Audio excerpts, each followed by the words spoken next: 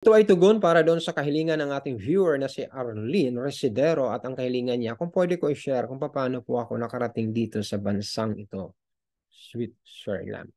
Ako po ay nakapag-asawa ng isang Swiss. Bali, mag-4 years na rin po ako dito at mag-4 years na rin po akong kasal. Kinasal po ako sa Pilipinas noong June 23, 2019. Sumunod naman po ako rito October 20, 2019. Nakilala ko siya sa online dating site.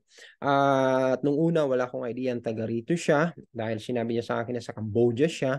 Lumipad po ako papuntang Cambodia for 3 days. Unang kita namin, hindi pa kami, inalok ko siya ng kasal.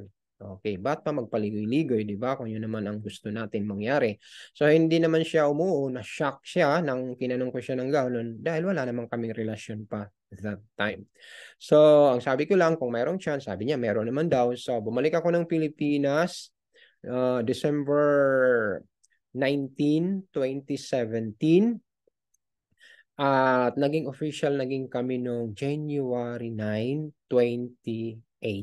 So, nang magplano kami magpakasal, bumalik siya dito sa Switzerland para dito na siya mag-work. Ang work niya dati sa Cambodia ay isa siyang teacher sa isang Canadian International School. Missionary siya, kaya po siya ay napadpad sa Asia. Yun naman ang time na nakilala ko siya. So, yun, nagplano nga kami magpakasal, kaya mabilis po mga pangyayari, kaya nandito tayo sa bansang ito. Okay, sa pagdating po sa pamilya niya, wala tayong adjustment na ginawa dahil napakabuti nilang tao. Maganda naman ang pagtanggap nila sa akin dito. Okay? So, nag-adjust lang tayo dito sa climate, sa language, at saka sa pagkain. Okay? Maniwala kayo sa hindi. Until now, hindi pa ako well-adjusted sa kanilang food. Para sa akin, iba pa rin ang taste ng Asian food. Pero dahil nandito tayo, unti-unti nating ginagawa ng paraan.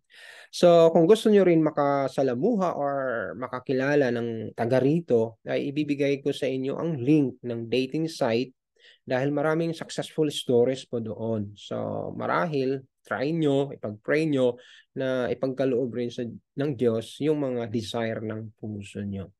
Kasi ako naman, dito rin ay wala akong plano, wala akong alam dahil ang gusto ko puntahan dati ay New Zealand. Doon ako gumastos sa maraming pera. Okay, hindi na materialize sa New Zealand. Nag-try ako sa tawag nito sa Canada, hindi rin na materialize. Nag-try din ako sa Australia, hindi rin na materialize. Pero ganun din, pag meron tayong mga gustong gawin sa buhay, tuloy-tuloy nyo lang. Kasi ang Diyos naman nakakaintindihan at alam niya kung anong ang best para sa atin. Yung pala, hindi pa ako naging successful doon sa 3 countries na aking binanggit, which is gumastos ako ng $500,000 sa lahat ng yun kasi gusto ko mag-migrate. Pero dito pala ako dinala ng ating Diyos dahil dito ang plano niya. Alam niyo ba mga kaibigan, ang Switzerland is the #1 best country in the world. 6 times na hawak nila ang title na yan. Kung ayaw maniwala, Google it para malaman nyo. So, maganda po rito ang bansang ito, matahimik, maganda ang kapaligiran, secured ka rito, ang economy maganda, yung peace and order, maganda, ang governance, maganda, ang services, maganda. Maalwal ka rito. Okay. Mas masaya, mas magaan. Para sa akin, mas magaan ang buhay dito. Maraming nagsasabi na stressful dito. Pero sa case ko, hindi naman.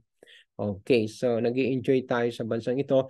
Kaya ang aking channel po ay alay ko to para sa inyo. Marami po akong information about Switzerland. Pinapakita ko dyan. So try to scan. Browse nyo ang aking channel, Switzerland Pinoy Review. Marami kayong mapupulot na mga idea tungkol dito sa bansang ito. So, yun lang mga kaibigan. Kung meron pa kayong gustong itanong tungkol dito, comment down below. And please don't forget to like, share, comment, and subscribe para updated kayo sa mga upcoming videos natin. Teka pala, mag-a-add ako rito ng clip namin sa kasal. Okay. Surprise ako this wedding is full of surprises, and I hope that you will continue that in your journey.